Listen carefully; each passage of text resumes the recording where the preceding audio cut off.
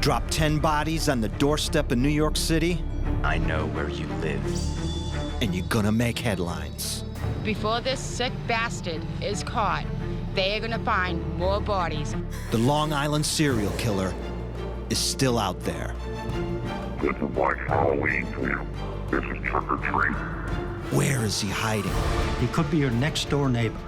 And have we finally found the devil in the details? I know this guy. I know his voice. I'm M. William Phelps, investigative journalist, and I have an obsession. Serial killer, cold cases. Now, nearly 10 years later, investigators say they still need the public's help. For me, it's personal. My sister-in-law was murdered, and her killer has never been caught. These killers are still out there. Their victims deserve justice. And just one new clue could make all the difference. I don't have a badge, but I do have something the cops don't have. Someone who understands the dark mind of a murderer. I started killing again and again. I saw it as a purpose. Because he is one.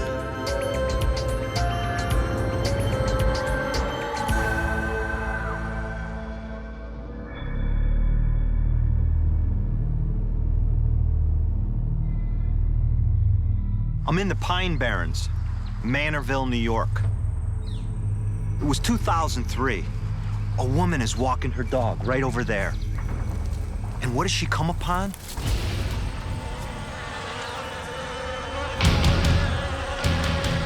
The torso of Jessica Taylor. Her head, her arms are missing. The only identifiable marker on her, a tattoo that's been scraped off.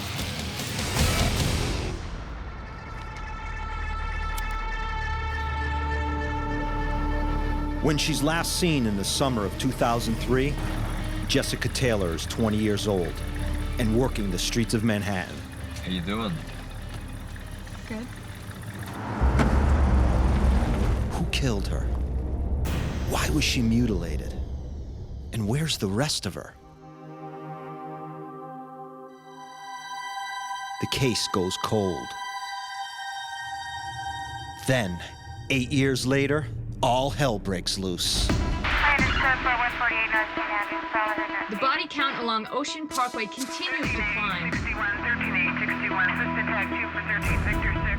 Jessica's head and hands are discovered 40 miles west at Gilgo Beach, Long Island. She's the fifth of 10 sets of human remains found along one stretch of road. She becomes part of the biggest murder investigation in Long Island history. The Long Island serial killer.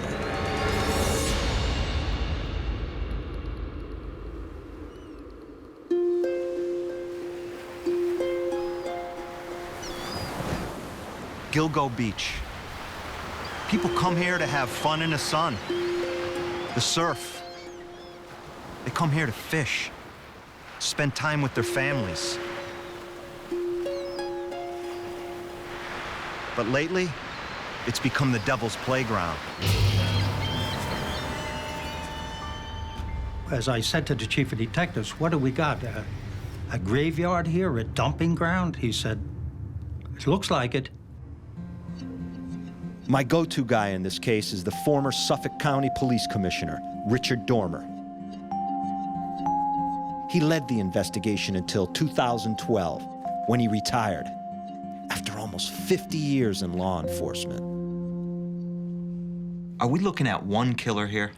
My theory is, and many experts theorize, that there's one killer here because there's too many common denominators.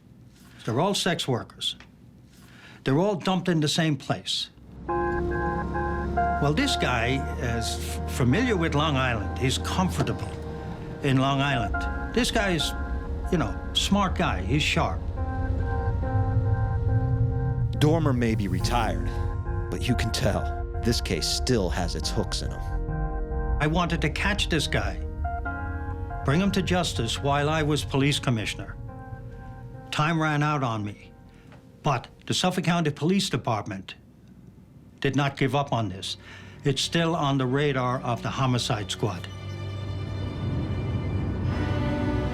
Since the Gilgo Beach dumping ground was uncovered in 2010, it seems there have been no new victims.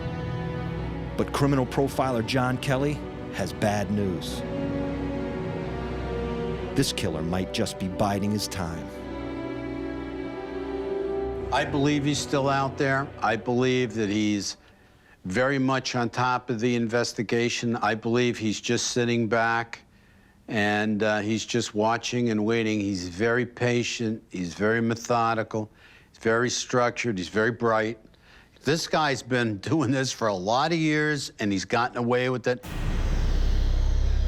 I know another killer who got away with it too, until his ego got the better of him. Now he's serving multiple life sentences, one for every life he took away. He's the voice in the darkness. Raven.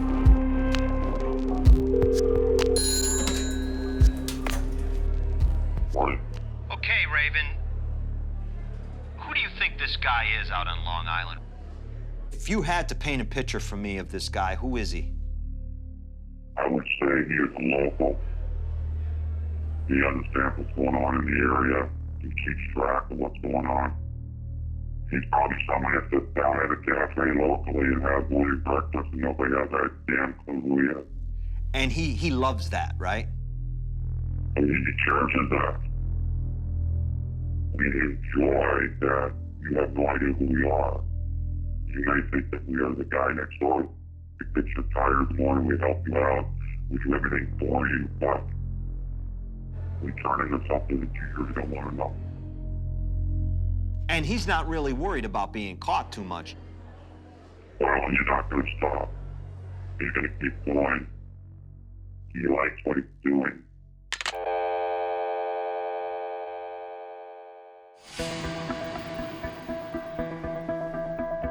Today, the police are still looking hard for the killer and still coming up empty-handed. It's a baffling investigation, and one of the big mysteries is the case that started it all.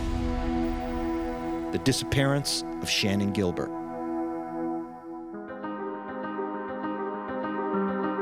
Shannon was a good daughter. She was a good sister, and she was a wonderful aunt to her nephews. She had a lot of potential. She was very, very smart. She loved to sing and dance. It's early 2010. Shannon is 23 years old, living alone in Jersey City. She dreams of acting one day, but for now she pays the bills escorting online. She regularly talks to her mom, Mary. Hi, Mom. She said, oh, Mommy, I want to come up for Mother's Day, but I have a couple of jobs to do. And I told her, I don't care about any presents or any gifts. I said, you're my present. Just come up. You don't have to go out tonight, stay home. And she says, don't worry, Mommy, I'll be okay.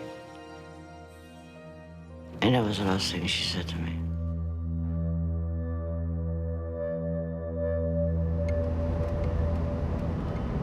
It's after midnight, May 1st, 2010. Her driver drives her out to Oak Beach in Long Island. The ride from Jersey takes over an hour. Through the city lights of Queens and out into the smothering darkness along Ocean Parkway. Shannon's destination is a remote, gated community without even a general store, let alone a police station. The client, or the John, allows her into the compound, which is Oak Beach, and she goes into his home, and the driver stays in his vehicle while she's in there.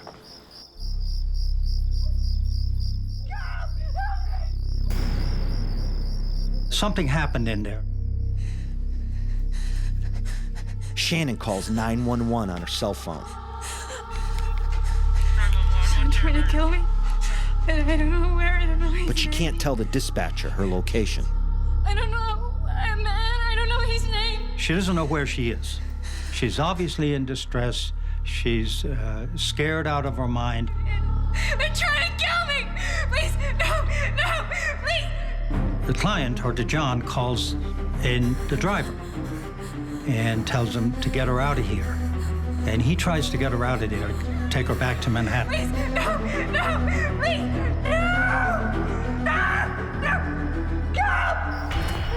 She ran out of the apartment, ran down that street, and kept going and ran into the swampy area.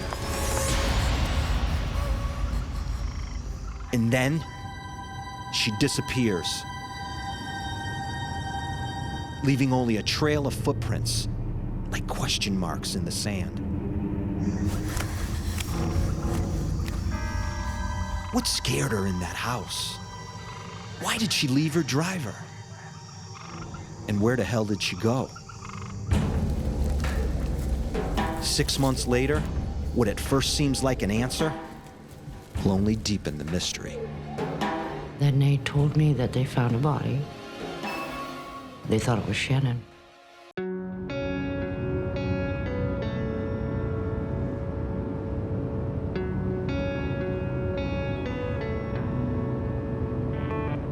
I'm in the hunting grounds of the Long Island serial killer, driving his streets, thinking about the lives of his victims. Once you make that decision to become an escort, going online, putting up your information, that's easy. Pretty soon, clients are calling you.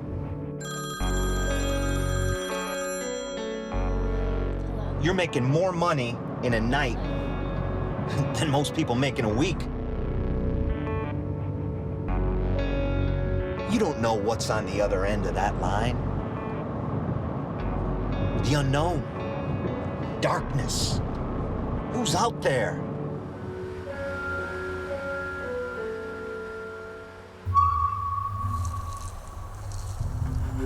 It's late at night, June 5th, 2010, on Long Island, New York. Shannon Gilbert has been missing for a month. But in the anonymous world of online escorting, it's hard to say if anyone's even noticed.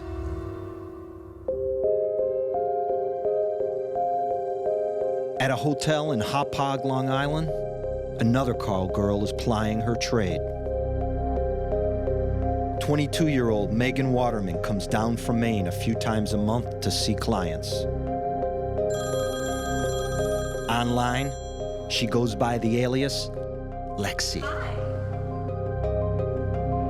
She has no idea that her client tonight could be her last. He hunted and trolled through the internet. Sure.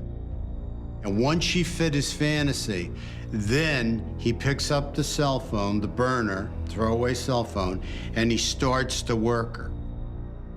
And if she fits his qualifications, if she'll meet him alone at a designated place that he's going to turn into his control zone, and he'll pick her up. Usually, Megan's driver takes her to her jobs and waits for her. But not tonight. At 1:30 a.m., she leaves the hotel alone, without her purse or her cell phone.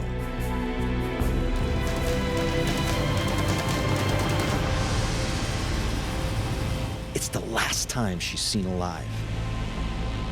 And she is the fourth young woman to vanish like this in 3 years. Megan disappeared within miles of my house, and I never heard about it. There wasn't much, information about it. Local reporter Jacqueline Gallucci got involved in this mess way before it was a serial killer case. Yeah, we purposely put it on the cover because... She wanted to give a voice to girls like Shannon and Megan. the Craigslist working life. What's that like for them? It's very anonymous. It's not getting into a car in the street. They don't know who they're talking to. They don't get to sense, does this person look creepy? Does this person look dangerous? A lot of people kind of distance themselves, I think, from the victims. I think it's human nature, and to try to find a reason for it and a reason why this could never happen to me. But it can, and, there's someone getting away with murder out there. It might be comforting to think this happened to that person because they were in this business. This is what they did, and that's why it happened. But that doesn't help anybody, that train of thought.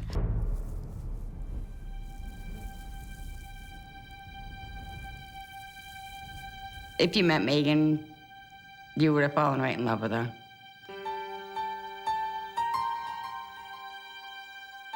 She was always happy. She did everything with her daughter. She'd read her books every day. The curious little squirrel. When she wasn't home, she'd call my mom to check in on Lily. Before she disappears, Megan and her 3-year-old daughter, Lily, are living with Megan's grandmother in Scarborough, Maine. Her mother, Lorraine, knows how Megan earns her money. I can understand why Megan did what she did. Because she wanted to better her daughter's life. She wanted her own place. She didn't want to live with my mom. She didn't want to live with anybody. She wanted it just her and Lily.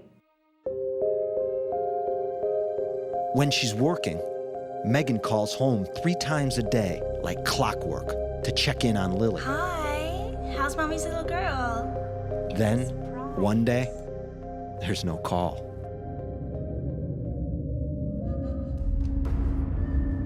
Megan is missing. Something told me, I don't know what it was, but in my gut, I knew that they weren't going to find her alive. A mother's instinct also tells Lorraine something else. Megan must have talked with her killer before that night.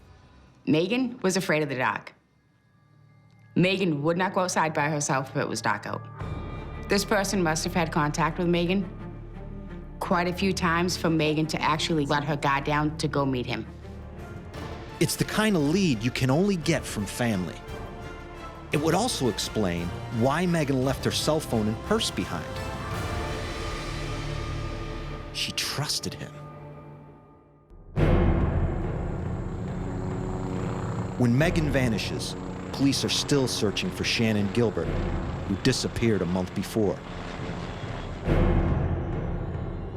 Now, it's December 11th, 2010. 3 miles from where Shannon went missing, a cop is searching the brush along Ocean Parkway.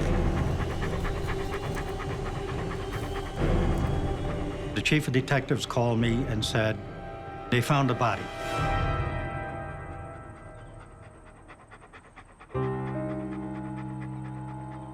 The remains are highly decomposed. But forensics determine one thing fast. We knew that Shannon Gilbert had a titanium plate in her jaw from a prior injury. So the medical examiner very quickly determined that there was no titanium plate. And so we knew it wasn't Shannon Gilbert. And tests will later reveal it's not Megan Waterman either.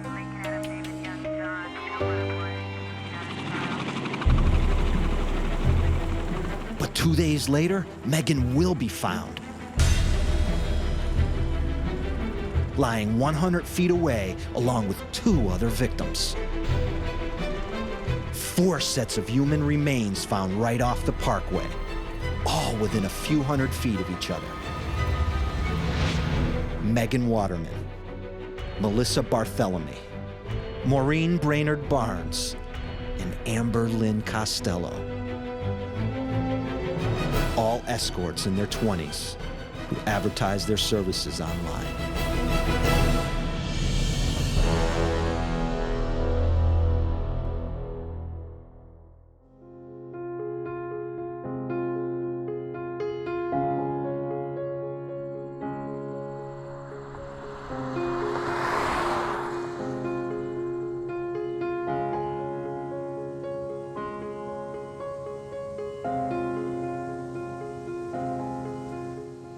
looking at these 4 girls here, beautiful girls.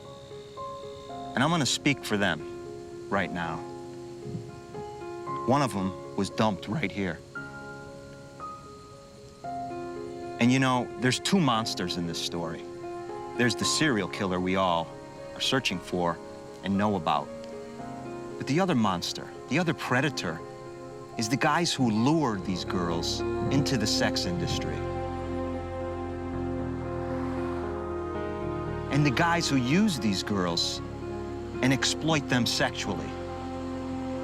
Those are the other villains, the other monsters in this story that are responsible for these girls' deaths.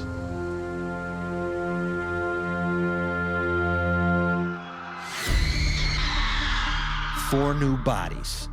No Shannon Gilbert. New York is on edge. What kind of horrible game is this killer playing? This is like Halloween to him. This is trick or treat.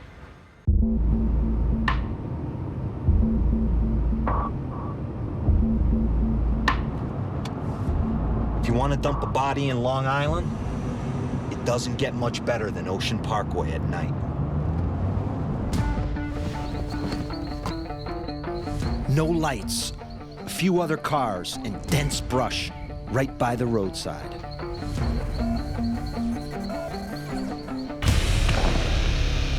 It's here in December 2010, in the Gilgo Beach area, that 4 female victims are found. Cause of death for all 4 is believed to be asphyxiation.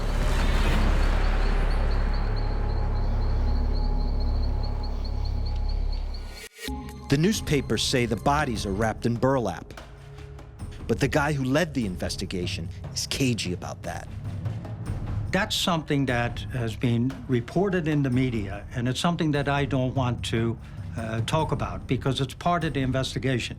The media reported that sources said that bodies were wrapped in burlap.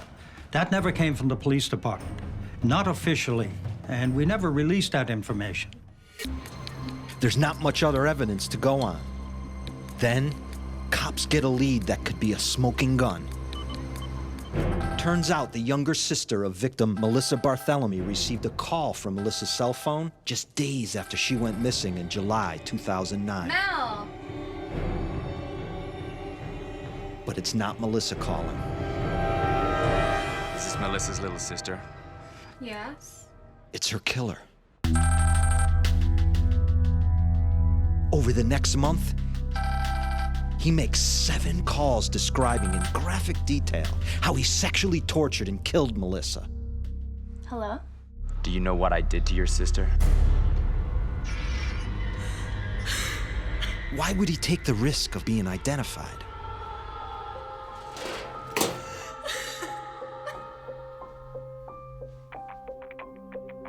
Well, I've got a killer on the line too. Let's see what Raven thinks.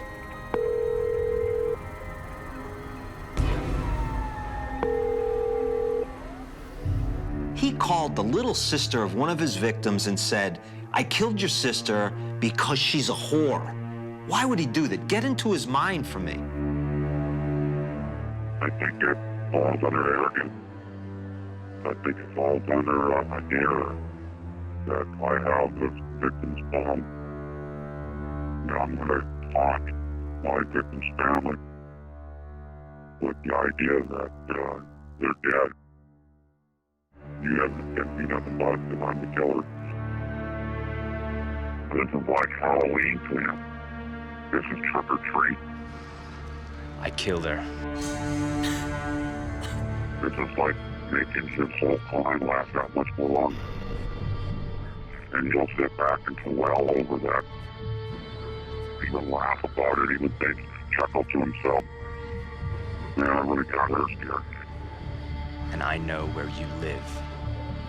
He's very controlling, and he likes the idea of tormenting people.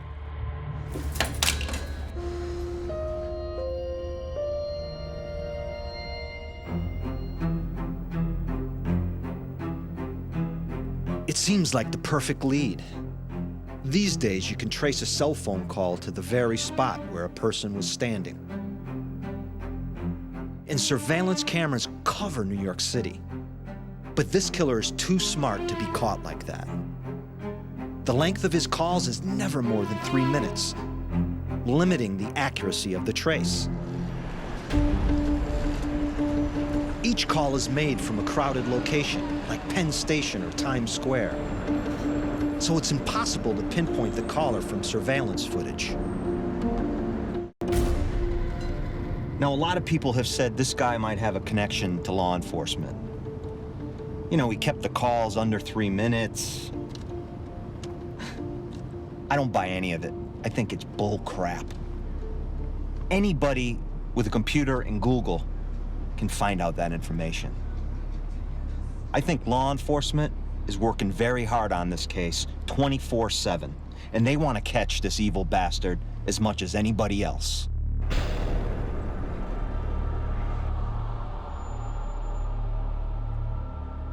That came up early in the investigation because it appears that this guy is very familiar with cop procedures. Former police commissioner Dormer doesn't buy the killer cop theory for a second. Anybody who watches on television is very familiar with cop stuff. The cell phones, the computer. This guy used drop phones. He didn't use his regular cell phone. No, this isn't Melissa. Everybody knows this stuff. Is this Melissa's little sister? Based on the killer's voice, detectives estimate his age as between late 20s and late 30s and surmise that he's Caucasian. Raven and John Kelly have been building a profile of this guy. And former Commissioner Richard Dormer is right on the same page. He blends in the community. He could be your next-door neighbor. Probably has a family. Has a job. I think he's got a problem with women. He's obviously got a problem with prostitutes. He's addicted to this thing. And when he comes under stress, he'll do it again. And this is the fear that we've had. That's why we wanted to catch this guy so badly, because I feel that this guy will do it again.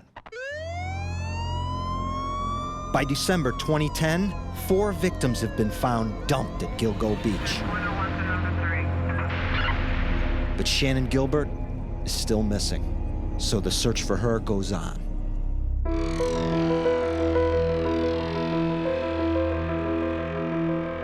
K-9 was out there. We had, 100 people out there going from the East End all the way west. They're expecting to find Shannon. What they find instead is another graveyard.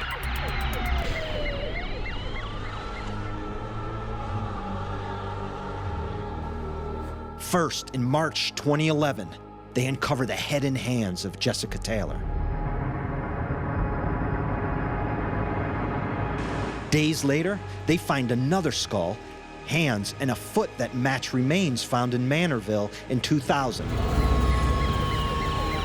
The same place Jessica Taylor's torso was found. Then police find another skull. It matches legs washed up on Fire Island in 1996. Not far away, remains of an Asian male with signs of blunt force trauma to the head. And, most disturbing of all, they find the skeletons of a mother and her toddler.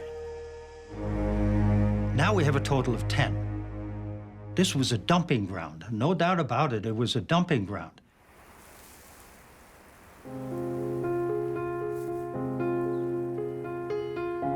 In this new graveyard, only Jessica Taylor is identified. To this day, the other 5 victims are nameless. But police believe they were all linked to the sex trade. The Asian male was wearing women's clothing. Well, it's not unusual to have males in the sex business and pass themselves off as females. But what about the mother and toddler? I had to bring her. How the hell does a child fit into all this horror? What we find out from people in the sex business is that at times, a prostitute will take their child with them because they can't get a babysitter and they need the money. You know, they're desperate for the money.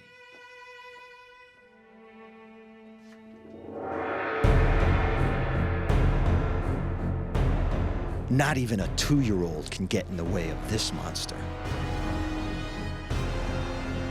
But 10 bodies? Can they all be placed at the feet of one man? This girl is definitely way, way, way too risky for him.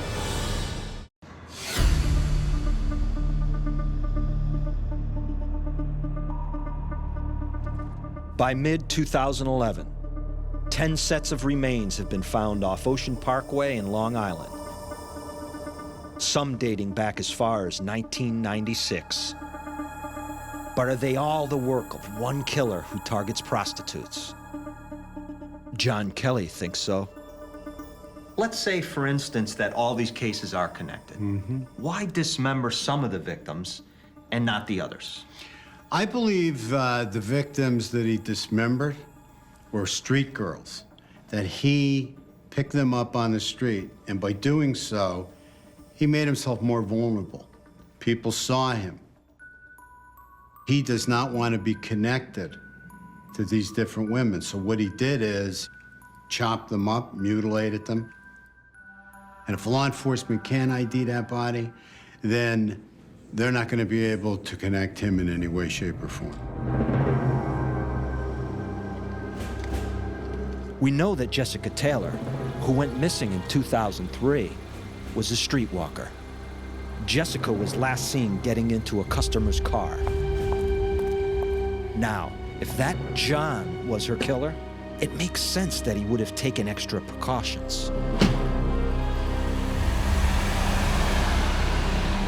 What Jessica endured, you can only pray to God that she wasn't conscious.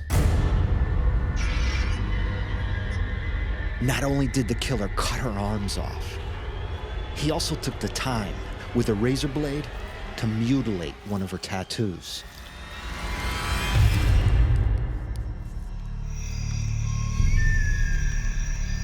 Since Jessica was murdered, I think this killer has changed with the times. A car cruising down an alley has given way to laptops and cell phones. As prostitution has moved online, he's followed. Now you don't need to go curb crawling in known red light districts, so there's less chance of witnesses. Right now. And no need for all that effort to conceal his victim's identity.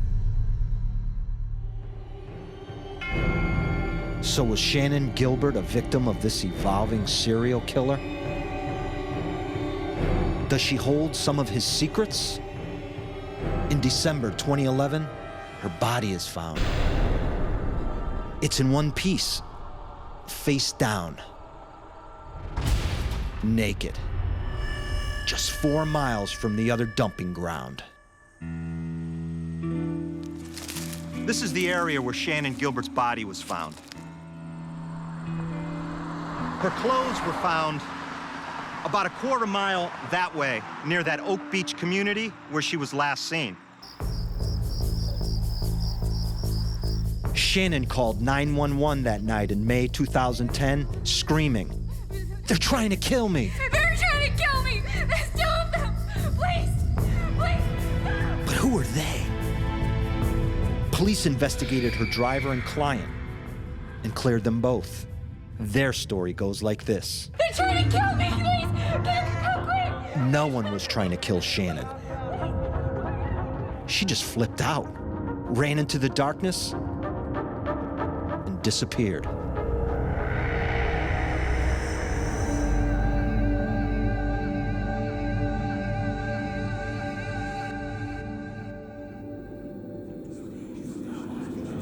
We know that Shannon used drugs and had a history of mental illness. Still, even if she only imagined she was in danger, How on earth did she wind up naked and dead?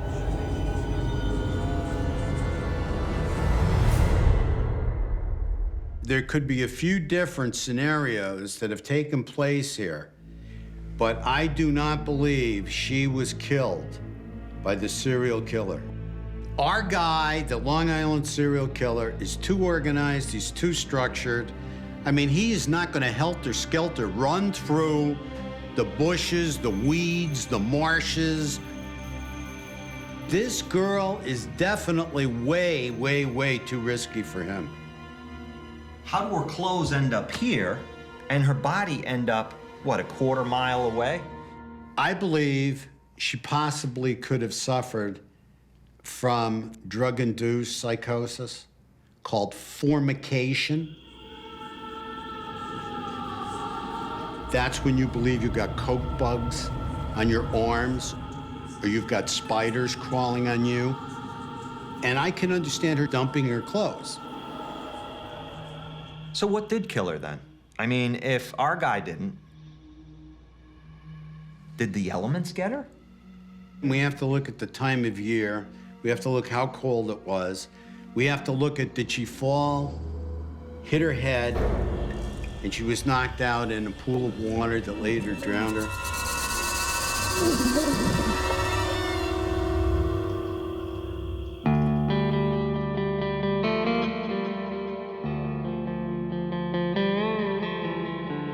According to the coroner, cause of death for Shannon Gilbert can't be determined. But Suffolk County Police have said publicly that they do not believe Shannon was murdered. However she died, Mary Gilbert lost a daughter that night. The last time I saw her, I gave her a red teddy bear. I said, I love you on it.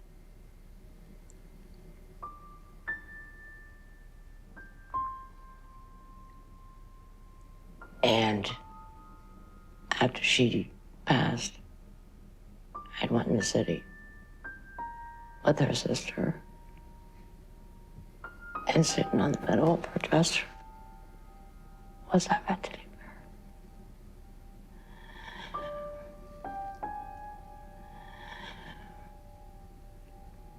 bear. She knew I loved her.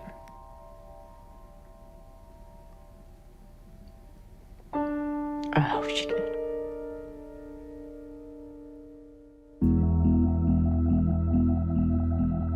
The original search for Shannon led to the discovery of the other victims. She opened this case up, but someone else will have to close it. And I found a woman who might be able to do just that. I know this guy. I know his voice. It was always a beautiful place where everyone grew up, where everyone had fun. Now it's a graveyard. And, you know, I just would like to take that back. You know, give these women justice. Make it beautiful again, because it's had this cloud hanging over it.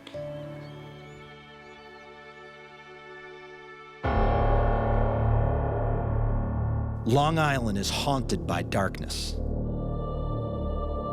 A serial killer, we believe, has taken 10 lives in 15 years. Who is this predator that lurks in the shadows? I believe he's local. I believe he lives nearby. I believe he knows this area. John Kelly thinks he's evolved in his hunting and body disposal. He dismembered the ones he felt he could be connected to, and he did not dismember the ones that he felt he couldn't be connected to. He's highly structured and organized. On the net and using drop phones, he carefully vets his victim and gains their trust. You're very pretty. He interviewed them on the phone, really, right? And he got the information he needed to get out of them, and then he says, bang, I'm choosing you. I'd like to meet you in person. Yeah, and not only does he get the information, he talks some of them out of even bringing their purses or their cell phones. Worst of all, my contact in law enforcement thinks that this guy's addicted, that he'll kill again. And Kelly agrees. When this guy's not killing, all he's doing is thinking and fantasizing about hunting, abducting, and killing.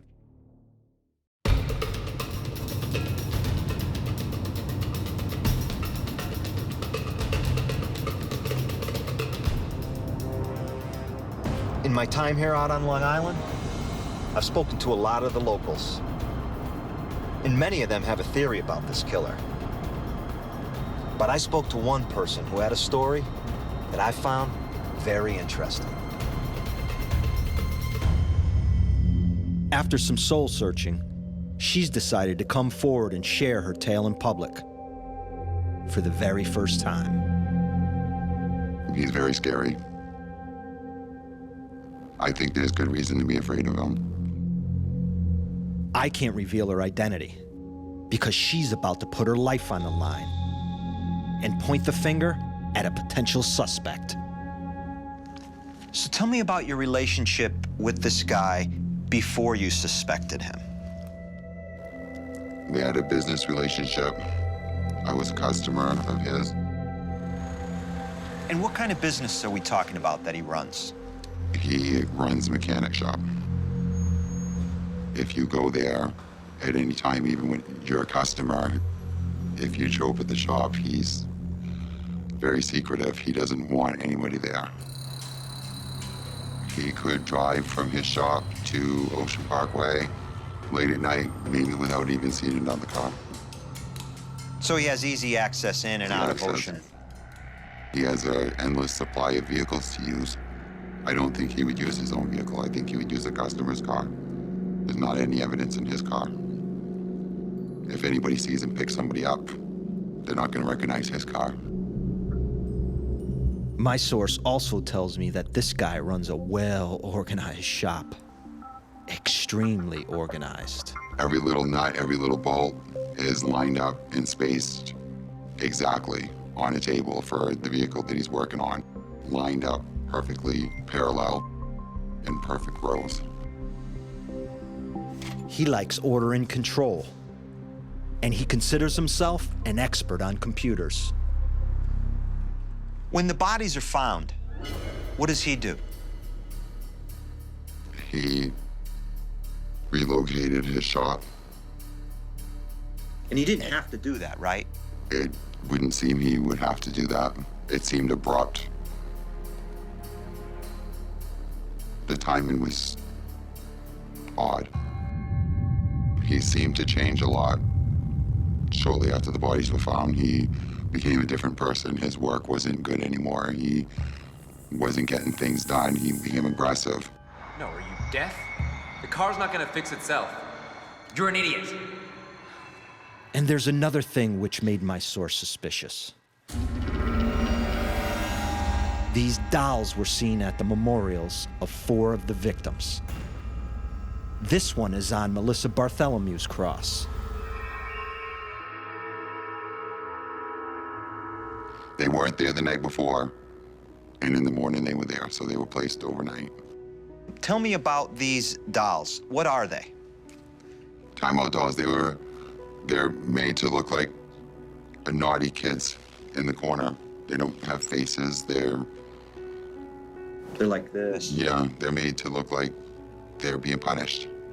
And now, why are the dolls significant to you? When does it all start to make sense for you, these dolls? It wasn't until the next day that it hit me that I had seen those dolls before. Where? In his house. Okay, and what are you feeling then when that strikes you? I felt like somebody kicked me in the gut. I felt like I was in a dream. Why would he have put those there? Putting a doll like that on the dump site of a girl, what does it say? I think he's saying they got what they deserve. They deserve what they got. That they were being punished.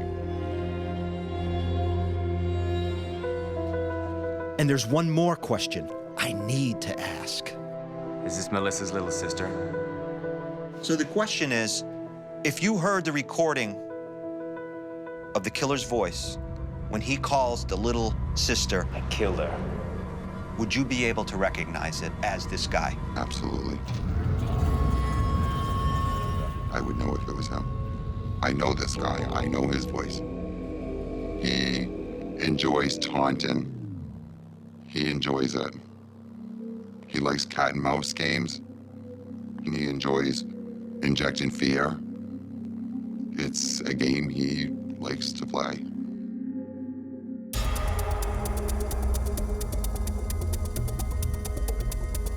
When I hear a story like this, my heart starts to race.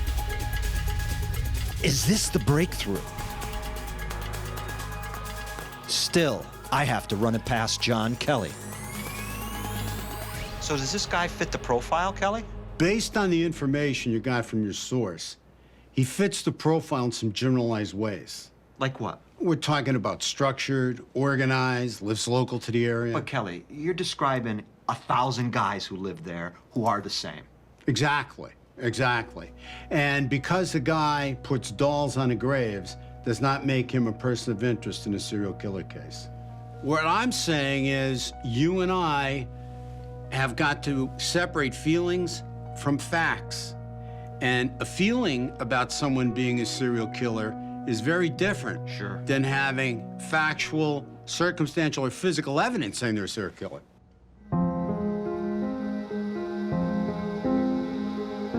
My source has recently been in touch with the police, and we're waiting to see where her information leads. And investigators also need your tips, no matter how small you think they are. Because there are victims out there who still don't have names, and families who need answers. In the end, I'm back at Gilgo Beach. It's the epicenter of this investigation. Everything leads back here. That's what the evidence tells me. And this guy might be cunning, he might be smart, he might be fooling people now, but you know what? He will be caught.